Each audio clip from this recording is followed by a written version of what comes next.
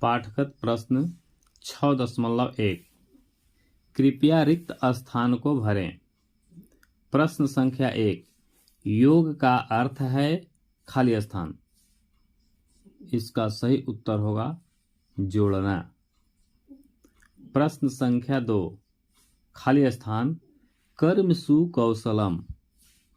इसका सही उत्तर होगा योगः अर्थात योगः कर्मसु कौशलम। प्रश्न संख्या 3 महर्षि पतंजलि के अनुसार चित्त की वृत्तियों का खाली स्थान ही योग है। इसका सही उत्तर होगा निरोध। प्रश्न संख्या 4 समत्व ही खाली स्थान है। इसका सही उत्तर होगा योग। पाठगत प्रश्न 6.2 प्रश्न संख्या 1 अष्टांग योग के 8 अंगों के नाम लिखिए। उत्तर अष्टांग योग के 8 अंग हैं। पहला यम, दूसरा नियम, तीसरा आसन, चौथा प्राणायाम, पांचवा प्रत्याहार, छठवा धारणा, सातवां ध्यान और 8 समाधि। प्रश्न संख्या 2 नियम कितने होते हैं? इनके नाम क्रम से लिखिए। उत्तर नियम 5 होते हैं। शौच, संतोष, तपः, स्वाध्यायेश्वर, प्राणिधानानि नियमः। अर्थात शौच, संतोष, तप, स्वाध्याय और ईश्वर प्राणिधान, ये 5 नियम होते हैं। प्रश्न संख्या 3 ब्रह्मचर्य से क्या तात्पर्य है?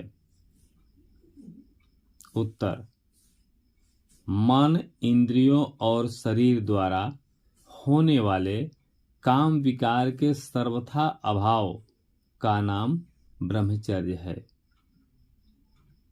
प्रश्न संख्या 4 ईश्वर प्राणिधान का क्या अर्थ है?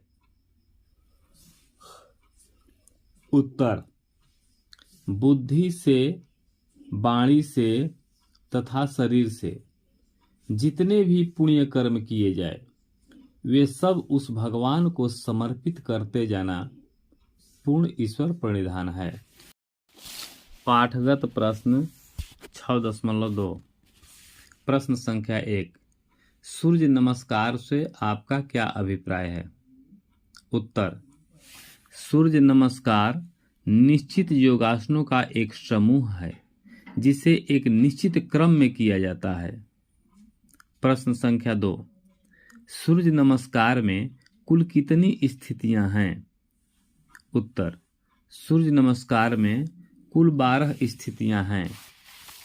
प्रथम स्थिति प्रणभासन, द्वितीय स्थिति हस्तोपानासन, तृतीय स्थिति जानुशिरासन, चतुर्थ स्थिति अश्वसंचालनासन, पंचम स्थिति पर्वतासन, षष्ठ स्थिति साष्टांगासन, सप्तम स्थिति भुजंगासन, अष्टम स्थिति पर्वतासन, नवम स्थिति अश्वसंचालनासन, दसम स्थिति जानुशिरासन, एकादश स्थिति हस्तोपानासन और द्वादश स्थिति प्रणभासन। प्रश्न संख्या 3 सूर्य नमस्कार की सप्तम स्थिति किस आसन की स्थिति है? उत्तर सूर्य नमस्कार की सप्तम स्थिति भुजंगासन की स्थिति है। पाठगत प्रश्न 6.3 रिक्त स्थानों की पूर्ति करें। क, खाना खाने के पश्चात खाली स्थान घंटे के अंतराल पर योग करें। इसका सही उत्तर होगा 3-4, अर्थात 3-4 घंटे के अंतराल पर योग करना चाहिए। ख, योगासन का अभ्यास करने के लिए स्थान, खाली स्थान तथा खाली स्थान होना चाहिए। इसका उत्तर होगा पहला साफ स्वच्छ और दूसरा हवादार, अर्थात योगासन का अभ्यास करने के लिए स्थान साफ स्वच्छ तथा हवादार होना चाहिए। ग, योग करते समय शरीर पर खाली स्थान कपड़े होने चाहिए। इसका सही उत्तर होगा हल्के ढीले ढाले तथा हवादार, अर्थात योग करते समय शरीर पर हल्के ढीले ढाले तथा हवादार कपड़े होने चाहिए। प्रश्न संख्या 2, कृपया बताएं कि निम्नलिखित कथन सही है अथवा गलत। क, मूल रूप से योगासन 84 तरह के होते हैं। यह बात बिल्कुल सत्य है। ख, योगाभ्यास का अर्थ केवल अंगों को थोड़ा बहुत घुमाना एवं मोड़ना होता है। यह बात असत्य है, क्योंकि योगाभ्यास का अर्थ केवल अंगों को थोड़ा बहुत घुमाना एवं मोड़ना नहीं होता है। इसमें उचित समय का ध्यान दिया जाता है, उचित स्थान का ध्यान दिया जाता है, उचित कपड़े पहने जाते हैं, उचित वातावरण पर ध्यान दिया जाता है, उचित प्रकार से श्वसन का ध्यान दिया जाता है, उचित तरीका से योगाभ्यास किया जाता है।